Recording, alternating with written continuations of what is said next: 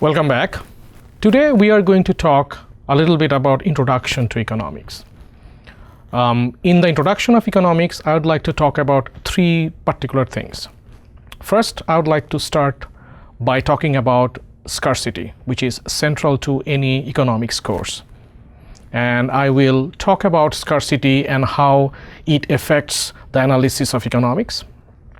I will then define different branches of economics, mainly microeconomics and macroeconomics. After defining them, I will talk a little bit about how do we make decisions in economics. What are the things that we look at when we make economic decisions. Finally, I would conclude this lecture by talking about this idea of economic way of thinking, which really, sort of outlines the methodology and the sort of philosophical issues that we take care when we think like an economist. So these are the things that I will talk about. Let's start with this idea of scarcity. Scarcity in regular English means limitations. So when we talk about scarcity in economics, we always talk about the limitation of the resources that we have in an economy. Now, an economy can be a country, it can be a world, it can be a region, and scarcity is associated with every aspect of an economy. Now, what do we mean by scarcity? Now, when you think about scarcity, you always need to think about what do we need to survive in our life, in this world. We need food, we need goods and services, we need clothing, we need things to maintain our livelihood, we need transportation.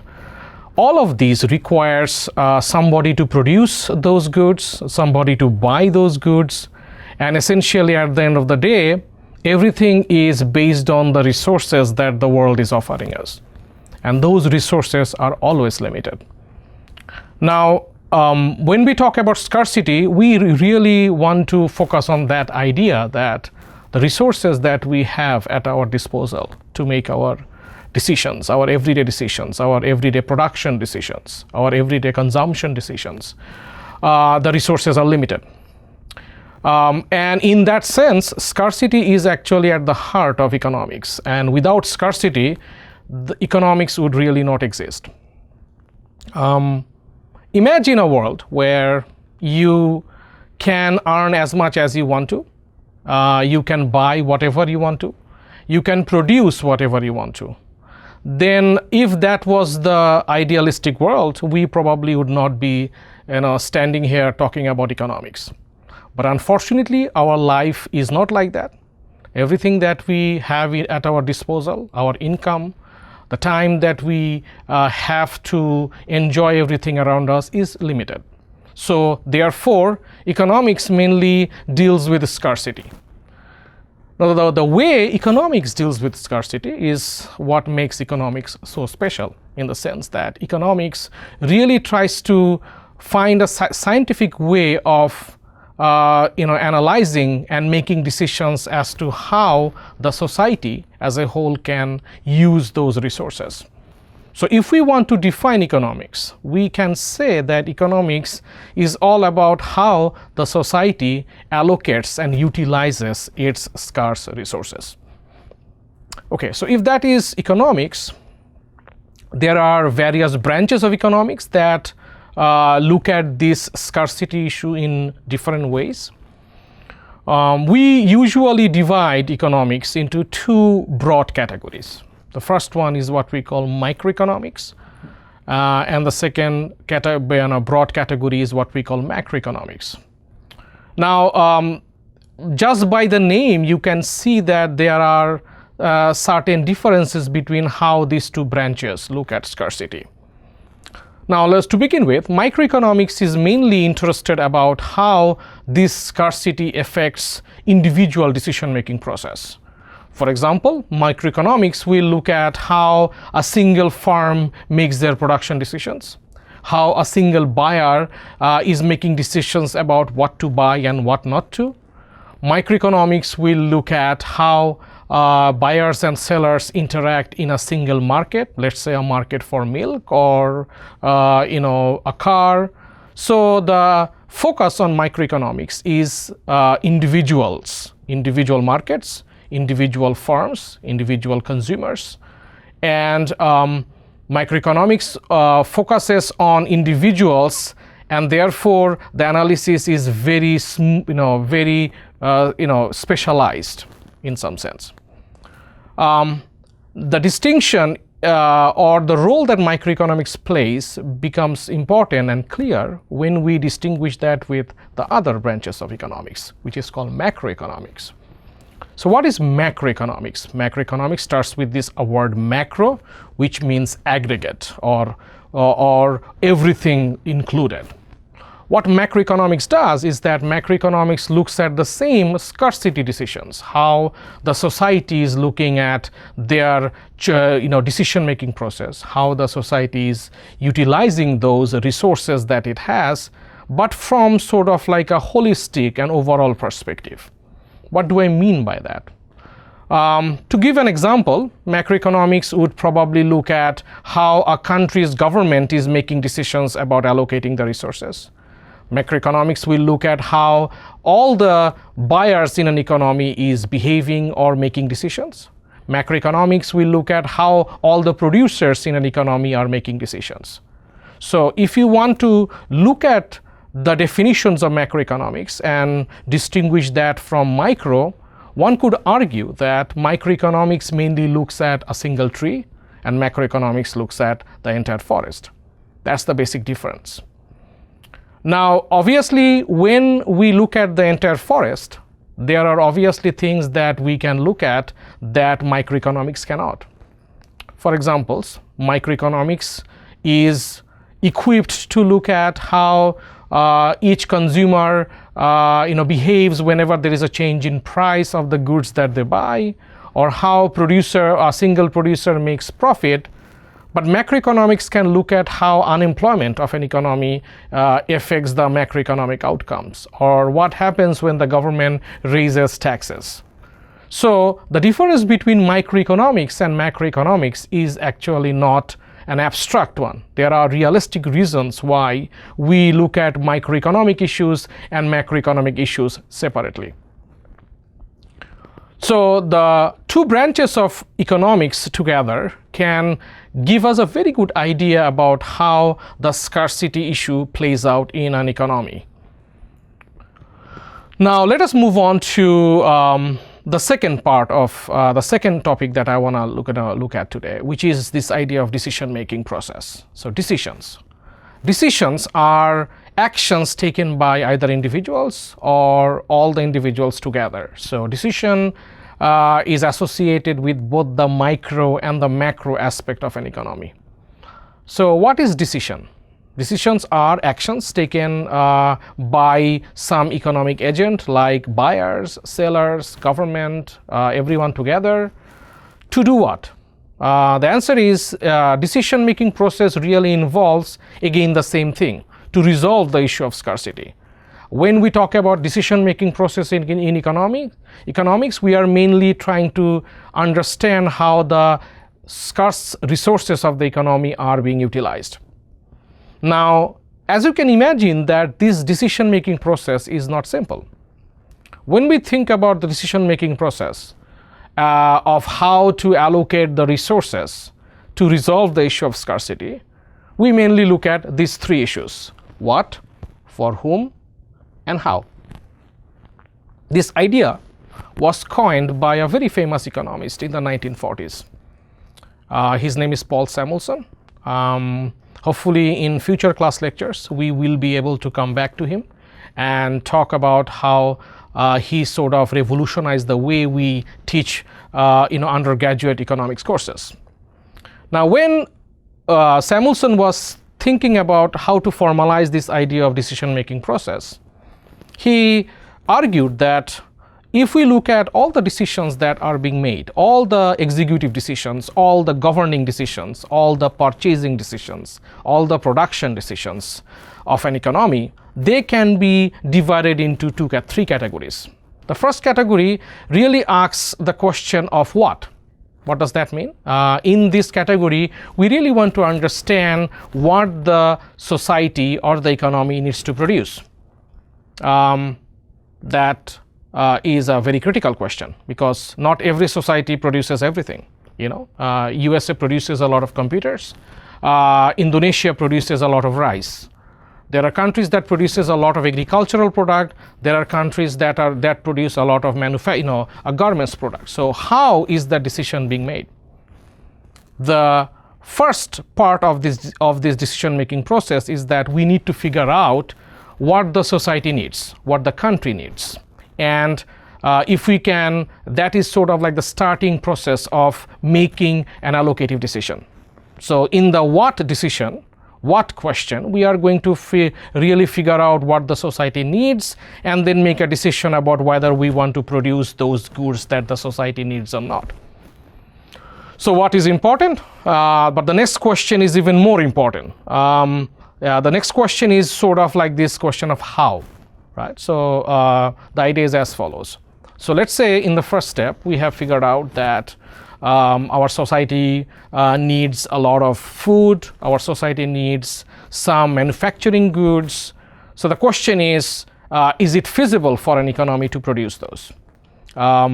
When we ask that question, the feasibility question, that question is usually coined in terms of how. How is mainly a technological question, because not every country is equipped to produce everything. We can argue that people in Indonesia probably needs computers as well, but they probably don't have the technology to produce computers. At the same time, a lot of people in USA really eats rice, but USA probably doesn't produce that much rice. So what the economy needs sometimes cannot be produced based on the technology that is available to that economy. So how is also an important question. Okay, so what will tell us the need of the society? How will tell us whether those needs can be satisfied by production? But if you ask me, the most critical question is the last one, which is called for whom. So what is for whom? For whom really asks a very deep question. The question is as follows. Let's say we have identified the need of the people in an economy, and we also have the available technology to produce the goods that the people of the economy needs. Do we give them out to everyone for free? The question is, after the production has been made, after the goods have been made available to the economy, does everyone get what is being produced? So the question is therefore, for whom are we producing these goods and services? For whom are we making this allocative decision? In later lectures, we'll realize that for whom is a very critical question, and for whom has not only economic dimensions to it, it also has political dimensions and other considerations to be made. At the rudimentary level, we can argue that whatever is being produced can be given out to anyone who is willing to pay for the price of that good. This is a very simplistic view, and in some sense a very critical view of how the goods and services that are being produced is distributed. For most of our discussion in economics, we will argue that price probably is the best way to make decisions about how the goods are going to be distributed, meaning that prices can tell us for whom the goods are being produced and who is getting those goods. Okay, so let's summarize that idea. We are talking about decision-making process in economics, and we are saying that the decision-making process in economics is mainly interested about resolving the scarcity issue. We want to make efficient and best utilization of our scarce resources. In order to make that efficient decision, we need to go through these 3 steps of questions. We need to first ask ourselves, what do we need to produce for the economy? What are the things, what are the needs of the economy? Then we are going to make decisions about how to produce those goods and services. and then at the end of the process, we need to figure out for whom are we making those goods and services. By the way, these three questions do not need to be answered in the way I have written. In a realistic economy, these three questions are probably resolved at the same time or in any order the policymakers feel like addressing them. But these three are core elements of our decision-making process in economics.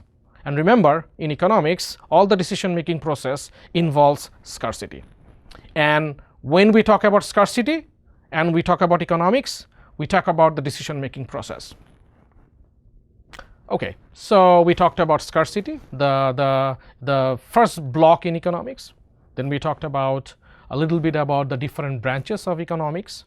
And then we talked about the decision-making process in economics. If you think about this from a very philosophical perspective, you would realize that this scarcity issue is addressed in many other disciplines. Many other business disciplines look at these scarcity issues. Many social science discipline looks at this scarcity issue, but from their own perspective. The decision-making process that we are looking at is also not unique. The question of how is heavily discussed in engineering disciplines. The question of what can be discussed in political science or in other philosophical courses, for whom can also be discussed in various disciplines. So what makes economics so special? Or why do we argue that economics probably offers one of the best way to resolve these three questions?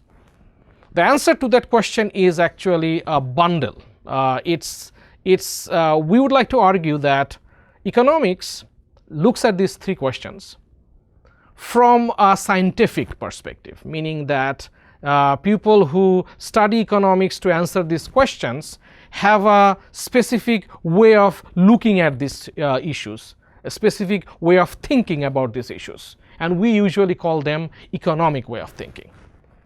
Now, when we think about economic way of thinking, we are talking about several issues that come together and form the basis of what we call a scientific approach in economics. There are various components of that decision-making process or that economic way of thinking. I'm just going to talk about some of them, but in your favorite textbook, you can find more factors that sort of come together and form this economic way of thinking process. The first one that I always want to talk about is this idea of trade-off, that a word which is directly connected with the word scarcity, and I want to spend some time talking about that. So what is trade-off? Trade-off means making choices. Okay? And when we think about the economy, our economy is full of making choices. When we talk about making choices, we are talking about making choices in terms of what we want to buy, how we want to spend our money, how the producers want to produce their goods, what kind of policy the government is thinking about making. All of them involves choices. All these choices are related with scarcity because scarcity forces us to make those choices, and all those choices involve a trade-off. For example, let's say you are Indonesia and you don't have sufficient technology to produce computers, but your economy needs computers. So if you are adamant that you will allocate your resources towards producing computers, you obviously cannot allocate sufficient resources to produce rice, right? So as an economy, the more computer you want to produce, the less food you will be able to produce. For USA, if the USA wants to focus on producing more food, USA has to give up producing more computers. So we see immediately that there is a trade-off between the stuff that are being produced. This trade-off is not only in terms of government, not only in terms of the producers, but this trade-off is evident everywhere. Let's say you are a student, right? You are thinking about attending a concert, and you have an exam on the next day. So if you go to that concert, you end up spending a couple of hours what are you giving up is the amount of study that you could have made, right? And probably in that process you probably will end up getting a bad grade. So there is always a trade-off, you know, when you are going to a concert, you are enjoying the music, at the same time you are giving up other stuff. So our discussion of trade-off immediately puts us to the second concept that I want to talk about, which is called this idea of opportunity cost. Opportunity cost, just like the idea of scarcity, is central to economics, in the sense that opportunity cost really defines the way economists think about the decisions that we have summarized so far. So what is opportunity cost? It's a very interesting definition. And obviously there are two parts of this definition. One is opportunity and the other one is cost. In due time we will show that the way we look at cost is very different from the way other discipline looks at cost. For other discipline, the cost is what you spend, right? You know, if you buy an iPad, you pay about $400 and that is the cost of that iPad. Economics looks at cost in a slightly different way, and we want to highlight that by talking about opportunity cost. Economics argues that cost is what you must give up to get something. Let me repeat that definition one more time. Economics argues that the cost of something is what you give up to get that. Now, when I'm buying an iPad, I am spending $400. Isn't that the cost? Isn't that what I am giving up to buy an iPad? And shouldn't that be the cost of the iPad? The answer is true. Obviously, we are giving up $400 to buy an iPad, but at the same time, we are also giving up some other stuff that no other discipline talks about. When we talk about buying an iPad with $400, imagine what other things you could have done with that $400. You probably could have, you know, bought a lot of food. You probably could have bought a couch or whatever you wanted to buy. So there are a lot of things that you could have done with the resource that you have just spent on buying an iPad. And opportunity cost looks at the cost of those alternatives, the alternatives that you are giving up to buy something. Now, opportunity cost, now this could be a little bit confusing because we could have done so many different things with those $400 that we are using to buy an iPad.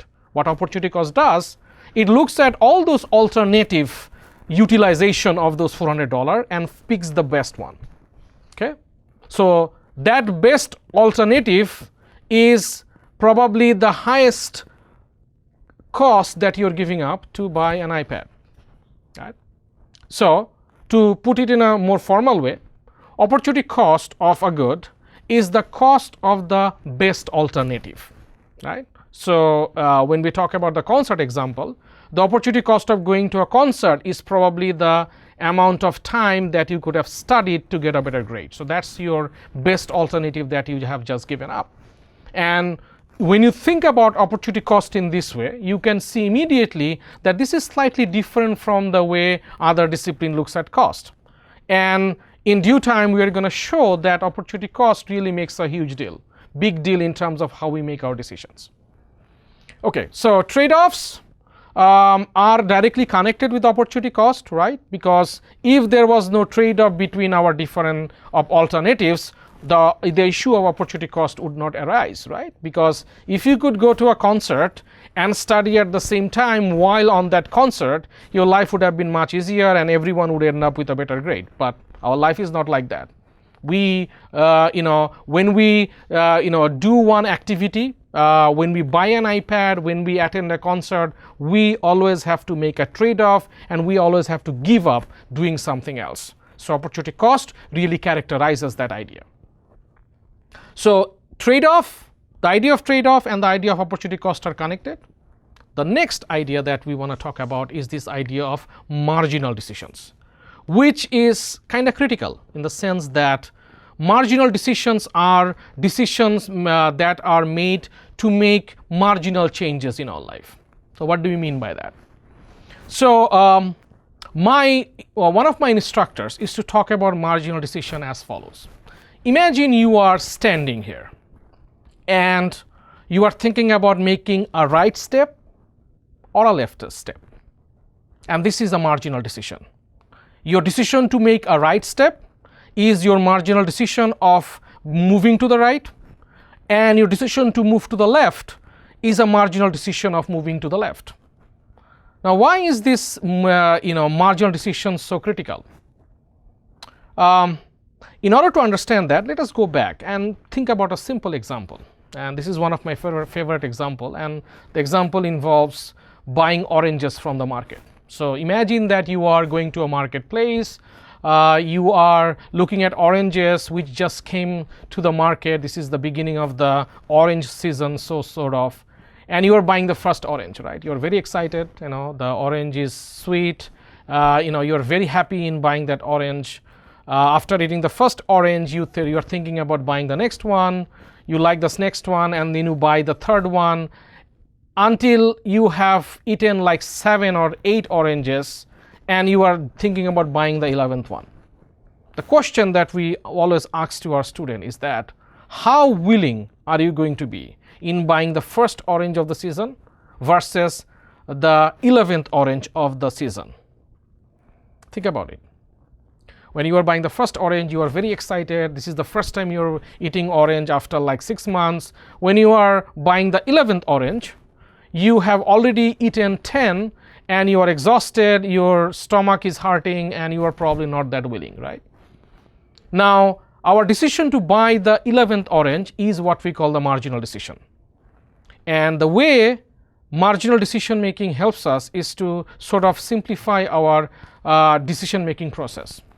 If I had to keep track of what I did before, what I did with my previous 10 oranges to make decision about buying the 11th one, I would be carrying a huge amount of data with me all the time, because in an everyday setup, I make millions of decisions, and millions of decisions have millions of different old past history.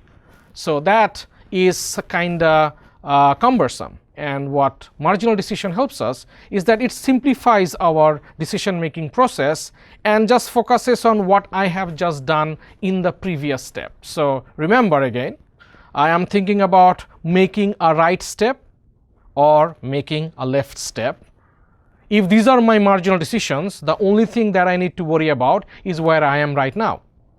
And where I am right now really helps me to figure out whether I want to move to the right or move to the left. And this is a way we summarize marginal decision making process, and obviously this is very critical to our economics way of looking at issues. Okay, so we talked about trade-off, we talked about opportunity cost, we talked about many marginal decisions. I want to conclude my lecture by talking about incentives.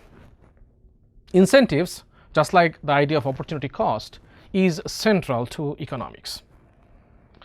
The way we want to talk about incentives is that we believe, and economics believe, and economists argue that incentives work, meaning that everyone responds to incentives. Consumers respond to incentives, producers respond to incentives, and the economy respond to incentives. So what do you mean by incentive, by the way? Incentives are some benefits given to you so that you can undertake a certain action.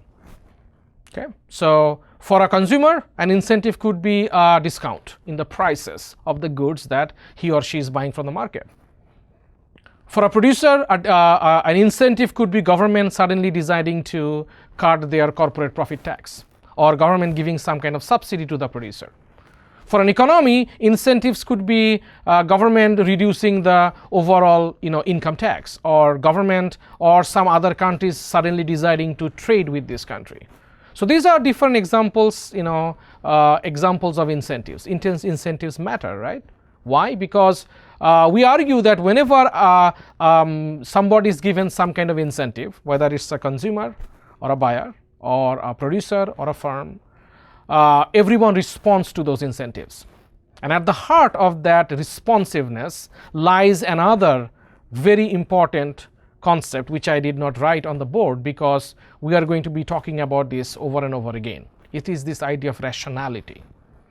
In economics, we believe that everyone is rational. Everyone is making thoughtful decision-making process by using the concept of opportunity cost, by using marginal decision-making process, going through what, for whom, and how, really thinking about scarcity. And when everyone is rational, we would like to argue that everyone will respond to incentives. If a consumer is given a price cut on the goods that he or she wants to buy, the consumer will indeed buy more of that good. If a producer is given a subsidy by the government, the producer will respond to that incentive by producing more.